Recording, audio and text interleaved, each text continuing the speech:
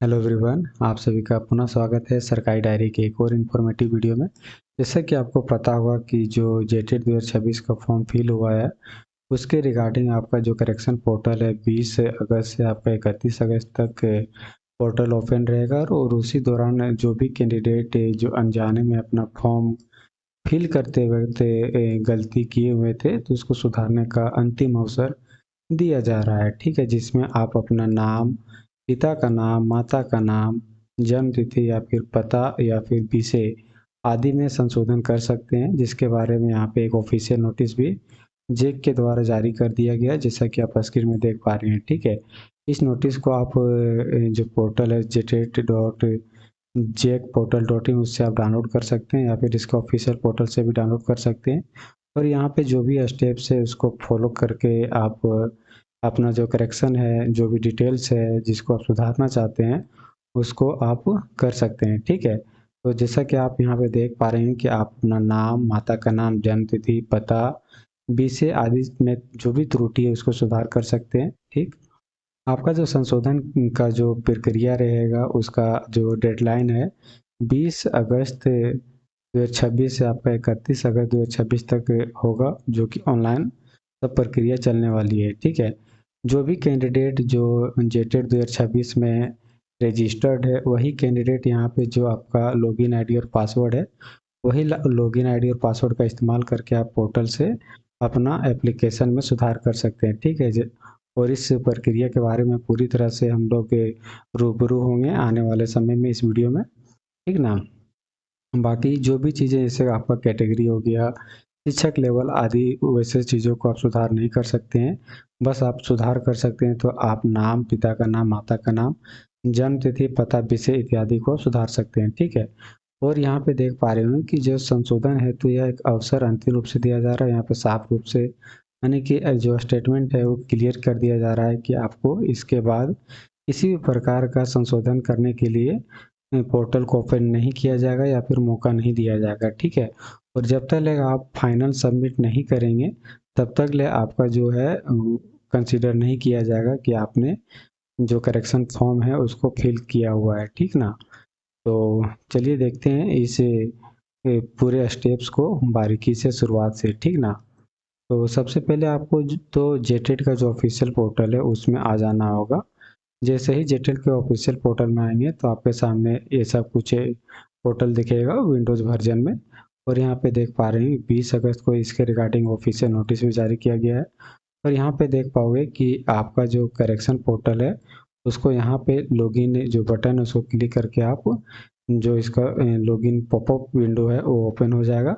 वहीं पे यहाँ पे जो कैंडिडेट जो आपका जेटेट 2024 में फॉर्म फिल किए हुए थे बट इसके रिगार्डिंग एक कैंडिडेट वेलिडेशन प्रोसेस से प्रक्रिया चालू की गई थी और जो भी कैंडिडेट इस प्रक्रिया से सक्सेसफुली वैलिडेटेड हुए हैं वही लोग यहाँ पे जेटेट 2026 के लिए फॉर्म फिल कर पाएंगे। ठीक ना, तो यहाँ पे जो कैंडिडेट करेक्शन करना चाहते हैं तो यहाँ पे लॉगिन को बटन को क्लिक करके आपके सामने जो रहेगा, ठीक ना, आपके सामने एक candidate information correction sign in का एक पॉपअप ओपन हो जाएगा जिसमें आपको अपना रजिस्ट्रेशन नंबर और आपका आपका जो पासवर्ड रहेगा जो जब आप अपना जेटेट एप्लीकेशन फॉर्म फिल कर रहे थे उस टाइम जो भी पासवर्ड क्रिएट किए हुए थे उसी का इस्तेमाल यहाँ पे करना है। ठीक है, उसके बाद आपके स्क्रीन के सामने जो भी कैप्चर रहेगा उसको यहाँ पे फिल करके साइन इन का बटन है उस पर क्लिक करना रहेगा। जब इतना करोगे तो आपके सामने एक ओटीपी का डिमांड किया जाएगा, अर्थात आपके मोबाइल नंबर में या फिर ईमेल आईडी में आपका 6 डिजिट का एक ओटीपी जाएगा जिसको यहाँ पे फिल करना रहेगा। फिल करने के बाद आप यहाँ पे वेरीफाई ओटीपी पे क्लिक करेंगे। ठीक है, अगर आपको आपके मोबाइल पे या फिर ईमेल आईडी पे ओटीपी नहीं मिल रहा है तो आप यहाँ पे रिसेंट ओटीपी को सेलेक्ट करके यहाँ पे क्लिक करोगे तो दोबारा से आपके मोबाइल नंबर में या फिर आपके ईमेल आईडी में ओटीपी को रिसेंड किया जाएगा और जब भी रिसीव होगा उसको यहाँ पे फिल करना रहेगा। ठीक ना, 6 डिजिट का। उसके बाद यहाँ वेरीफाई ओटीपी जैसे ही क्लिक करोगे तो आपके सामने जो इसका लॉगिन विंडो है अर्थात देख पा रहे हैं जब यहाँ पे फॉर्म फिल किए हुए थे तो आपके सामने जो यहाँ पे पहले कुछ देर पहले या फिर कुछ दिनों पहले यहाँ पे आपको डाउनलोड और एप्लीकेशन का कुछ ऐसा ही ऑप्शन आ रहा था बट यहाँ पे करेक्ट माई एप्लीकेशन का ऑप्शन आ रहा है। ठीक है, तो यहाँ पे करेक्ट माई एप्लीकेशन को यहाँ पे सेलेक्ट करोगे, ठीक ना। चूँकि यहाँ पे आप देख पा रहे होंगे कि आपका रजिस्ट्रेशन सक्सेसफुली कंप्लीट हो चुका है, एप्लीकेशन फॉर्म भी कंप्लीट हो चुका है, पेमेंट भी कंप्लीट हो चुका है। बट अगर आप करेक्शन जो स्टेटस है इनकम्प्लीट है, अर्थात आप करेक्शन करना चाहते हैं तो सही है, अदरवाइज इनकम्प्लीट ही रहेगा। तो आपका जो भी डिटेल्स रहेगा जो पहले फिल किए हुए तो एज इट इज़ वही माना जाएगा, ठीक है। और अगर आप सुधार करना चाहते हैं तो यहाँ पे करेक्ट माई एप्लीकेशन पे क्लिक करके आप अपना एप्लीकेशन को सुधार कर सकते हैं, ठीक है।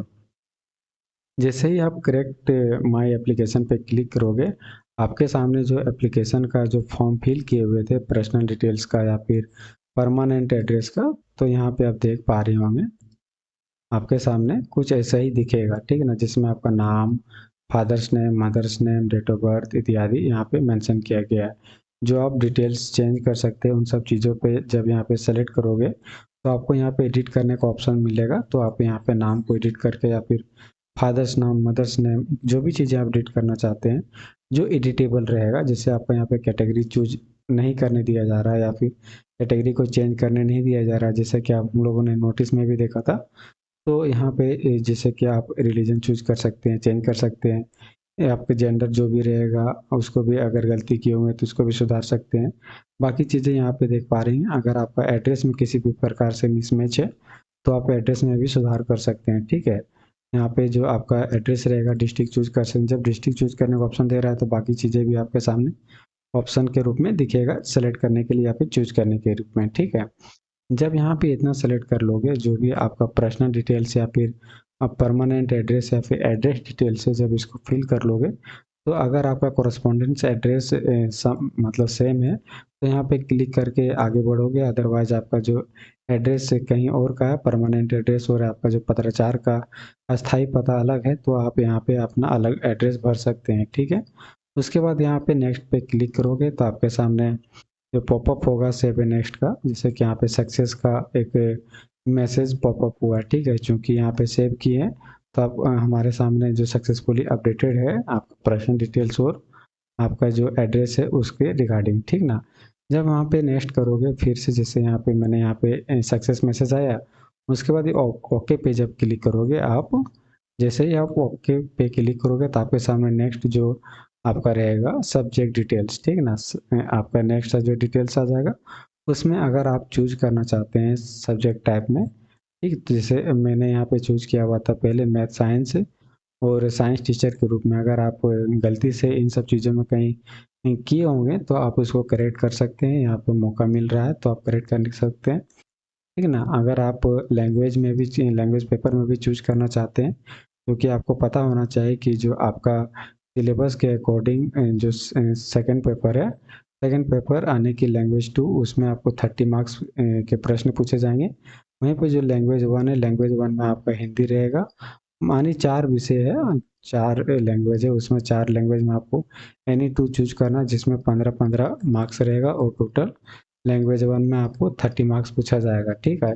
और यहाँ पर लैंग्वेज 2 में आपका 30 मार्क्स, जो आपका रीजनल लैंग्वेज रहेगा उसको वहाँ पे चूज करके करोगे तब वैसा आपको प्रश्न मिलेंगे जब आप एग्जाम दोगे तब, ठीक है। और यहाँ पे देख पा रहे हो कि जो आप अगर आप मिनिमम क्वालिफिकेशन क्राइटेरिया या फिर और भी चीज़ें यहाँ पे जो एडिट करना चाहते हैं, अगर यहाँ पे भी आपने गलती की होंगे तो आप यहाँ पे सुधार कर सकते हो, ठीक है। यहाँ पे देखने वाली बात है कि जो आपका एग्जामिनेशन सेंटर है उसको यहाँ पे चूज करने का ऑप्शन नहीं दिया है, चूँकि अभी मैंने यहाँ पे जब देख रहा था तो क्लिक नहीं हो रहा था। अगर आपके जब एडिट कर रहे होगे, अगर आपके सामने कुछ ऐसा ऑप्शन रहेगा तो आप क्लिक कर सकते हैं। अगर ऐसा ऑप्शन रहेगा तो आप जरूर एडिट कर लेना अपने अकॉर्डिंग। जी, जब इतना आपका फॉर्म फिल करने के लिए प्रक्रिया हो जाएगा, एडिट करने की प्रक्रिया हो जाएगा, तो यहाँ पे फिर से आपको नेक्स्ट करने का बटन दिखेगा। जैसे ही आप नेक्स्ट बटन करोगे तो आपके सामने जो आपका अब आ गया एकेडमिक क्वालिफिकेशन डिटेल्स, ठीक ना। तो आपको एकेडमिक क्वालिफिकेशन डिटेल्स, जो भी डिटेल्स यहाँ पे भरे हुए थे सेकेंडरी, इंटरमीडिएट या फिर ग्रेजुएशन या फिर पीजी के लिए, और आपका जो टीचिंग ट्रेनिंग क्वालिफिकेशन जो डिटेल्स था, एजुकेशनल डिटेल्स, उसको यहाँ पे भी भरने का ऑप्शन दिया, जो भरे हुए थे वो दिखेगा। अगर आप उसमें कुछ किसी भी प्रकार का आंशिक रूप से करेक्शन करना चाहते हैं तो उसको आप करेक्ट कर सकते हैं। यहाँ पे आपको फुल परमिशन है कि आप जो भी चीज़ें एडिट करना चाहते हैं एडिट कर सकते हैं, ठीक है। तो वैसे ही जैसा आप रीड कर जो भी आपका एक्यूरेट डेटा है उसको यहाँ पे फिल करके फिर आपको यहाँ पे नेक्स्ट का जो बटन है उस पर क्लिक करना रहेगा। जब यहाँ पे नेक्स्ट का बटन क्लिक करोगे तो आपके सामने जो आपका रहेगा पेपर वगैरह, तो ये सब चूज करना था पहले था, क्योंकि यहाँ पे थोड़ा सा ये आपका ये हो गया है, जो आपका पीडीएफ बनाते वक्त आगे पीछे हो गया था। बट आपको जब वहाँ पे पर्सनल डिटेल्स के बाद ही आपको ये ऑप्शन दिख जाएगा, ठीक है ना। लेकिन यहाँ पे आप देख पाएंगे आपको जो आपका जो लेवल 2 टीचर एप्लीकेशन कैटेगरी यहाँ पे चूज करने का ऑप्शन दिया हुआ था, तो आप यहाँ पे भी चूज कर सकते हैं। क्योंकि हम सहायक आचार्य के लिए एलिजिबल हैं, चूँकि मेरा वह स्पेशल डिग्री नहीं था टीचिंग एलिजिबिलिटी के लिए, तो हम सहायक आचार्य के लिए एलिजिबल थे, इसीलिए मैंने यहाँ पे सहायक आचार्य को सेलेक्ट किया हुआ है, ठीक है। और जो भी लैंग्वेज वगैरह था अपने अकॉर्डिंग चूज कर लेना। और यहाँ पे अगर आपने किसी प्रकार से अपना फोटो या फिर सिग्नेचर भी मिसमैच किया हुआ था, या फिर कोई भी कारणवश से गलती से किसी और का इमेज या फिर आपका सिग्नेचर अपलोड हो गया था, तो उसको भी आप यहाँ पे करेक्ट कर सकते हो, ठीक है। यानी कि आपको लगभग चीज़ों में जो सुधार करने का अवसर दिया जाना चाहिए था उसको अवसर दिया जा रहा है। और जब यहाँ पे फोटो सिग्नेचर को आप आराम से अपलोड कर लोगे तो यहाँ पे save and preview application form का एक बटन दिखेगा। जैसे यहाँ पे सेव एंड प्रीव्यू का जो दिख रहा होगा उसको क्लिक करोगे तो आपका जो एप्लीकेशन है एक रिव्यू पेज ओपन हो जाएगा, जिसमें आप जो भी डिटेल से करेक्ट किए हैं वो करेक्ट किया, अर्थात जो आपका पहले से डेटा था और अभी जो डेटा एडिट किए हुए हैं तो सबको समराइज करके जो आपका फाइनल ड्राफ्ट रहेगा उसको यहाँ पे आपको देखने को मिलेगा। तो यहाँ पे एक बार आप वेरीफाई कर लोगे, अगर आपको यहाँ पे सब कुछ सही लगता है, सब कुछ करेक्ट लगता है, तो आगे आप फाइनल सबमिट कर देना। अदरवाइज यहाँ पे फिर से बैक आके चीज़ें अगर गलत लग रही होगी आपको तो उसको फिर से सुधार कर लेना, ठीक है। बट फाइनल सबमिट करने से पहले एक बार रिचेक कर लेना, क्योंकि यह अंतिम अवसर है। अंतिम अवसर के बाद आपको पुनः आने की पुनः अवसर नहीं दिया जाएगा। लास्ट मतलब लास्ट, इसमें कोई ऐसा नहीं है कि आपको दोबारा फिर से ऑप्शन दिया जाएगा इन सब चीज़ों के सुधार करने के लिए, ठीक है। जब आपका यहाँ पे फिल हो जाएगा सब चीज़ें तो आप यहाँ पे पुनः से सब चेक बॉक्स को टिक कर लेना। कहने का मतलब है कि जो आपका रिव्यू पेज रहेगा, रिव्यू पेज के नीचे अगर आपने नाम एडिट किया हुआ है तो आप नाम, फादर्स नेम, मदर्स नेम यहाँ पे डिक्लेरेशन देना रहेगा। यहाँ जो भी फिल किए हुए हैं वो केयरफुली फिल किए हुए, और जो भी आपका टर्म्स एंड कंडीशन रहेगा डिक्लेरेशन के रूप में उसको मान्य नहीं करना रहेगा। तब जाके बाद में आप दावा नहीं कर सकते हैं कि मैंने कुछ फिल किया हुआ था और कुछ और हो गया, इसीलिए यहाँ पे डिक्लेरेशन फॉर्म फिल यानी टिक करवाया जाता है, ठीक है। जैसे ही आप यहाँ पे आई एग्री और यहाँ पे जितने भी डिटेल्स है उसको टिक करने के बाद जो आपका आपके स्क्रीन में कैप्चा शो करेगा, तो जब यहाँ पे कैप्चा को फिल करके आप फाइनल सबमिशन ऑफ एप्लीकेशन पे क्लिक करोगे, ठीक है। अगर यहाँ पे किसी प्रकार का सुधार करने के बावजूद भी आपको गलती दिख रहा है तो एडिट माय एप्लीकेशन डेटा पे फिर से क्लिक करोगे तो आपके सामने पुनः फिर जो प्रक्रिया शुरू से स्टार्ट हुआ था उसको आप फिर से करेक्ट कर सकते हो, ठीक है। तो इन सब चीज़ के बारे में शायद आपको जो भी जानकारी है उसको आप मिल गया होगा, और उम्मीद करता हूँ कि इस वीडियो के माध्यम से जो भी जानकारी था जेटेड करेक्शन को लेके आपको प्रॉपर जानकारी मिल गया होगा। और एक चीज़ मैं और बताना चाहता हूँ जेटेड एग्ज़ाम प्रिपरेशन के बारे में। जेटेड एग्ज़ाम प्रिपरेशन क्या है? तो जेटेड एग्ज़ाम प्रिपरेशन सरकारी डायरी की तरफ से एक वेब पोर्टल डेवलप किया गया है, जिसमें आप जेटेड एग्ज़ाम से संबंधित जितने भी आने की टेस्ट वगैरह रहता है, मॉक टेस्ट वगैरह रहता है, उन सब चीज़ को आप अटेम्प्ट कर सकते हैं फ्री में, ठीक है। जैसे कि अब मैं आपके सामने दिखा रहा हूँ, जैसे ही आप जेटेड एग्ज़ाम प्रीप लिखोगे तो आपके सामने एक पहला पोर्टल दिखेगा।